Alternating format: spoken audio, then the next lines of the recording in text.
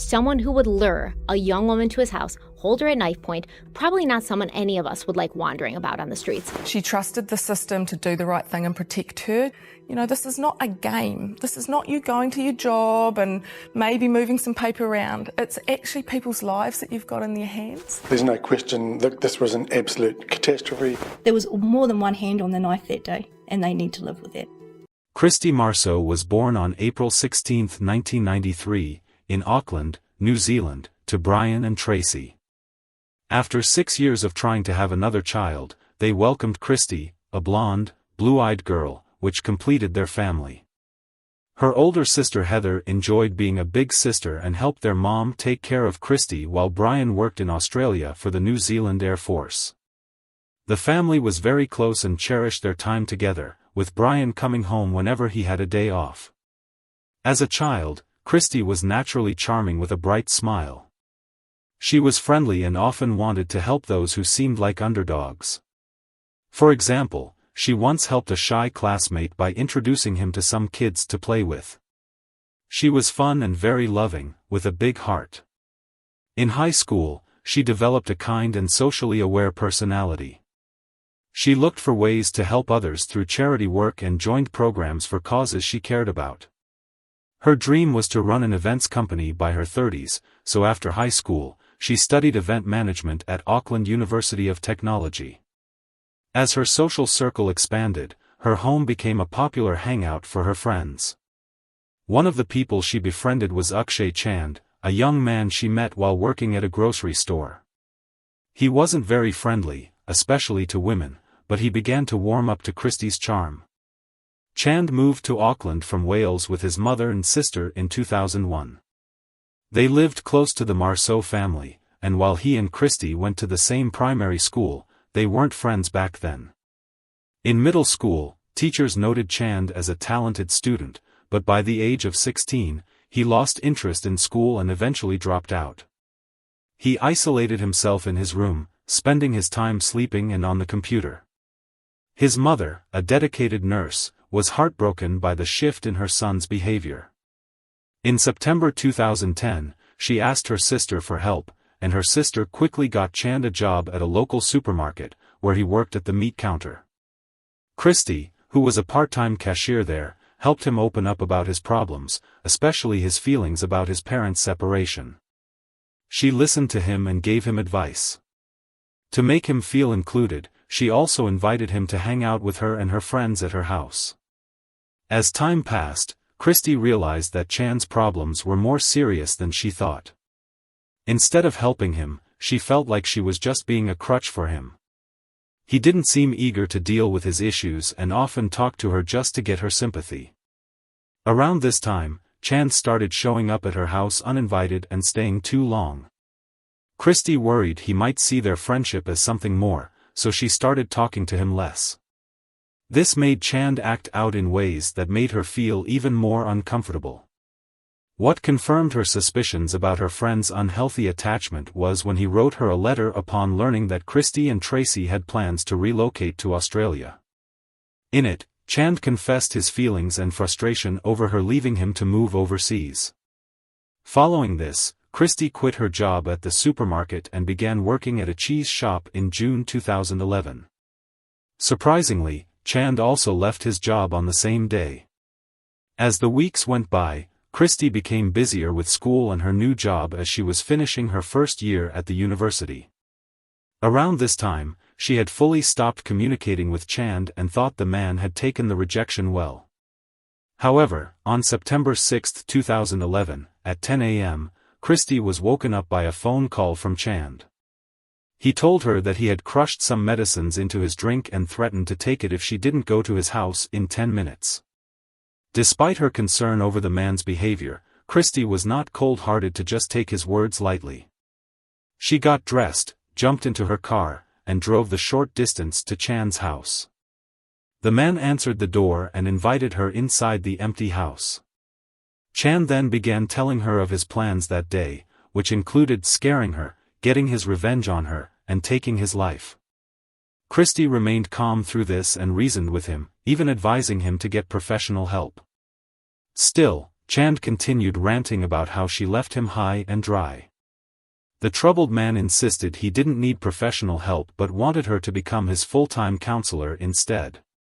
Things escalated when Christie chided him for threatening her to get her attention.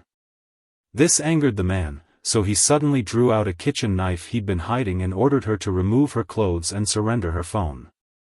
Terrified, Christie had no choice but to comply. She was soon down to her undergarments, and the man she once thought of as her friend declared his intention to violate and stab her. Unwilling to back down, Christie calculated how she could escape. She soon heard people talking outside, so the woman began sobbing loudly, hoping they would notice and intervene. Fortunately, after a few minutes, her captor seemed to have a change of heart. He dropped the knife, gave her clothes and phone back, and asked her to leave. Christie took the chance and ran to her car. With her mother, they soon reported Chand to the police, fearing what he could do next. Meanwhile, the man in question was rushed to the hospital after downing his laced drink, which turned out to be only mixed with multivitamins. The police came to question him about Christie's accusations, to which Chand quickly admitted guilt. He was arrested for kidnapping, assault with an attempt to violate, and grievous bodily harm. On further questioning, he also admitted that despite not continuing with his plan on Christie that day, he still wanted revenge. Upon hearing this confession, the police were convinced that the spiteful man had to be kept behind bars while awaiting his trial.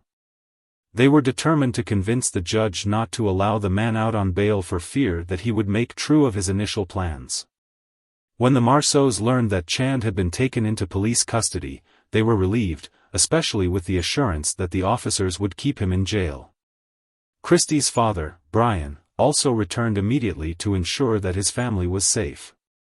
However, Christie had noticeably been shaken by the ordeal. She became jumpy and slept in her parents' room for the next 2 weeks. At night, she was restless and constantly woke her parents over any unusual sound. They also drove her to and from school and work because she was terrified of going alone. To help her process the traumatic event, Christie sought therapy in hopes of regaining her sense of safety.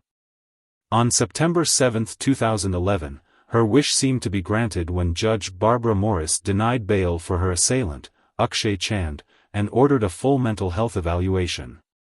However, a forensic nurse concluded that he did not meet the criteria for detention under the Mental Health Act, stating that he did not express intent to harm himself or others and was articulate in understanding the wrongness of his actions.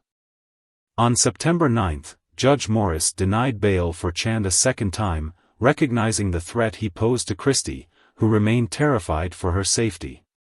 Further evaluations uncovered a family history of mental disorders, including severe depression in his grandmother, who had tragically taken her life, and similar struggles in his father. Despite this, Chand was only diagnosed with mild depression, as he had not disclosed his previous harmful thoughts. On October 5, both Chand and Christie presented letters to Judge David McNaughton during a bail hearing. Chand expressed remorse but continued to blame Christie for his actions, indicating a lack of accountability. Christie detailed her fears about his potential release, emphasizing the proximity of their homes. Nonetheless, the judge granted bail with conditions, allowing Chand limited freedom under supervision, which led to his release on October 6, 2011, much to the distress of Christie's family. Brian, Christie's father, considered leaving his job in Australia to protect his daughter, but financial constraints made this impossible. Despite her fear, Christie tried to maintain normalcy in her life, putting on a brave face for her parents.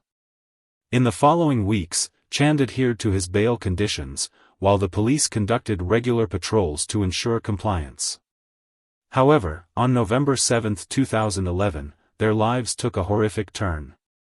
After a normal morning, Tracy, Christie's mother, opened the door to find Chand armed with a knife. As he forced his way into their home, Tracy screamed for Christie, who awoke to the chaos. In the ensuing confrontation, Chand violently attacked Christie, who attempted to flee but ultimately succumbed to her injuries in her mother's arms, while Chand stood nearby, showing no remorse. Upon police arrival, Chand casually stated he was there for reprisal and later admitted to premeditating the attack. He had taken a knife from their kitchen a week prior, planning the assault while listening to music on his way to Christie's house. Even though he confessed, he claimed he wasn't guilty of murder due to insanity. A forensic psychiatrist later evaluated him and found that he had been hearing voices, including one from an imaginary girl telling him to kill Christie, leading to a diagnosis of early-stage schizophrenia. In October 2012, the judge declared him not guilty by reason of insanity and sent him to a mental health facility, while also sentencing him to 3 years for kidnapping. After Christie's tragic death, which drew nearly 150 people to her funeral, Tracy moved to Australia because she couldn't handle the loss. The Marceau family started Christie's Law to push for stricter bail rules, realizing Christie's situation was just one of many that could have been avoided. In June 2016, a coroner's inquest was held to investigate the failures that led to the murder, as the Marceau family sought answers to prevent other families from experiencing similar pain. They also created the Christie Marceau Trust to give annual scholarships to disadvantaged teens in Auckland, honoring Christie's legacy of helping others. As Tracy expressed, she didn't have support before. Now she has a voice that will continue to be heard. There will never be closure for me. Closure would mean bringing Christie back, which is impossible.